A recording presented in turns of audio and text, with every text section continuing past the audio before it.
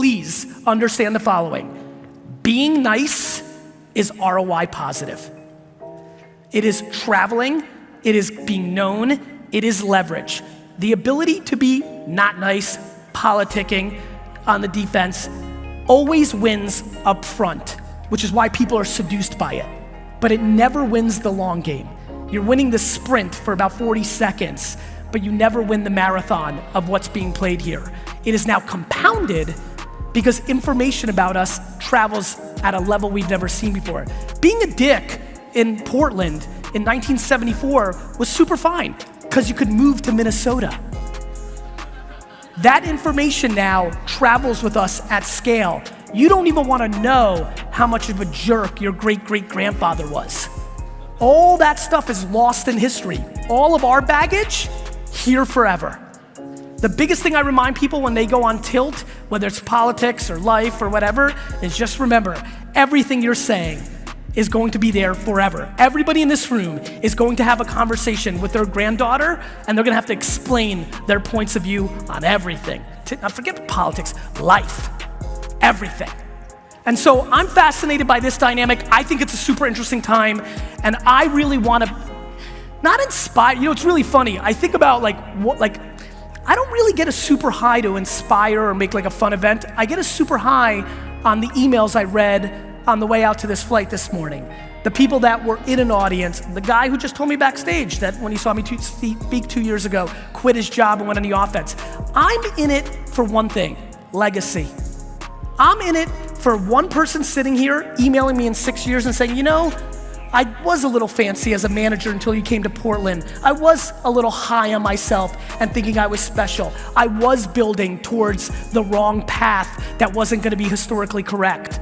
And I am just fascinated by the fact that the most simple of traits now is the fundamental game we're playing. That it's crazy to me, as we go more Jetsons, the people that know how to play like the Flintstones are gonna win. Literally, I believe the manners that your great-great-grandparents have are far more suited for where we're going than the majority of us. That we don't realize what's actually happening in front of us, which is we are all, not just me all day putting out content. D-Rock, where you at?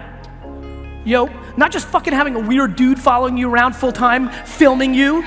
Not me, all of you. Maybe mine's an extreme version, but for all of you, you are documenting your entire life at scale forever. And when you start wrapping your head around that, two things unfold, I hope, for 95% of you. Number one, the quality of the life that you're trying to live as a human, so that you're proud about the conversations you have at 60, 70, and 80. And when you get there, a funny thing happens.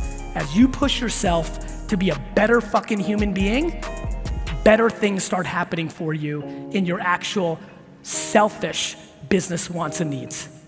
And so I hope that I can suffocate and ignite a mindset here today of people actually understanding what they're doing. Think about all the dumb shit you believed 5 years ago that you don't believe anymore. We keep evolving. We keep changing as we grow. I implore you to understand how big the stakes are in the world that you live in right now. The opportunity is so ridiculous. Do you respond to haters when they post on your, you do? Not always. I mean, right now, the sheer volume between text messages, social, email that I'm getting is unsustainable, even if I did it for 18 hours a day. But I'm I had 30-minute coffee this morning with a gentleman who, I wouldn't call him a hater, but was aggressively pushing back against me on social. And we had a lovely conversation about like marketing and how we see it differently. I get a lot of value. I mean, look, there's people that are making up stuff. The kid that wrote the article today about me in the sports card world made up stuff because I posted a photo of a box of cards yesterday, which I did for my friend that runs StockX, Josh, as a friendly gesture. He's turned it into this highly like hidden compensate. I mean, people are delusional. Right. So that I don't get a lot of value out of. Lying or mean hate. If somebody, you know, haters that pick on women and use sexual, that you're not gonna, there's no engagement there. People that are like, Gary, you're a charlatan, like you're full of shit, you like, what have you ever done? I'm comfortable jumping in and be like, hey, I understand you may not like the Instagram videos or I might come across too aggressive, but like, on that point of what have I ever done, I do think there should be a discussion of like, I've built 2 massive businesses. Like, and to that point, that might be a framework to a conversation. If the reply to you is like, fuck you, bitch, then I'm like, okay, this needs to move on. If they're like, oh, okay, that makes sense, I didn't realize that, then I'll come back and be like, hey, what about you? Like, what do you do? Like, I'm very capable of dealing with negativity because I come at it from compassion and empathy. They don't know me. Right. Everybody in this room doesn't know me, and I know these 3 hang out with me a lot and have a lot of access to me. They don't fully know me. Who knows you? So when people are casting judgment, like, this is why I don't take compliments high either. That's hard. That is really, you have to train yourself to do that. Well, this is why, I look at like, there's a couple things that people really struggle with. If you're attractive as a guy or gal, inevitably you're in trouble because you grew up in a life where people told you were attractive and you took that in. If you had high success in school, if you had high success in sport, by not being an attractive scholar or athlete, I had none of those over things. And so what actually gave me reinforcement was the end market. Nobody complimented me except the results of my little businesses. So I became market driven, not people's opinions driven. My friends, got it? Yeah. That's what I've self-analyzed. So that's what I'm looking for everybody else to do. Forget about individual opinions. What's the score say? Do people I always tell people, do the people that know you best like you? See, my thing is there's so many people out there that are admired, but if you look carefully, their inner circle's garbage. That's sad. Well, that's a lot of people that people think are awesome. Like a lot of people that get exposed later in the news, like bad shit, Me Too, fraud, go to jail. If you look carefully, you can be like, why don't they have an inner circle? Why aren't there people there for a long time? That's creepy. Like, I'm like, why do I have people around me forever? Like it's not super complicated. Like people get confused and then the reverse. So to me, I'd rather the people that know me the best admire me the most, and the people that don't know me at all and are insecure and upset with themselves hate me the most. What do you do if you have someone who's really kicking ass, bringing the numbers in, and they're just they're a jerk? What do you do with them? What I do, one man's point of view, is I sit them down, I look them dead in the face, and I say, you think I'm joking because you're delivering, but I'm not joking. And if you can't be a good human being, I'm going to fire your face. That's pretty right there, right? That's what I do. And I do it, I'm a big shot on stage now and I'm acting tough. I do it in a conversation. I'm like, look, I'm not kidding. Like, I know you don't believe me because you've worked in other places that value dollars, and I value dollars. I just value slow dimes, right? And so you're gonna screw me up. You're not liked. There's a problem here. It's my fault, because this is my company, so tell me what I've done wrong to put you in this position. Do you hate Stevie, or is something going on at home? Like, what am I missing? 9 out of 10 times you're missing nothing. It's just unfortunately, because before you even get to that conversation, you're trying to figure out what's wrong. And then 3 out of 10 times, remarkably, people do take a left turn because they get scared straight, or they had it in them, or normally they're insecure. And so I spend 40 of the 50 minutes on trying to make them feel safe. Yeah. And 7 out of 10 times you fire their face. How long do you give them?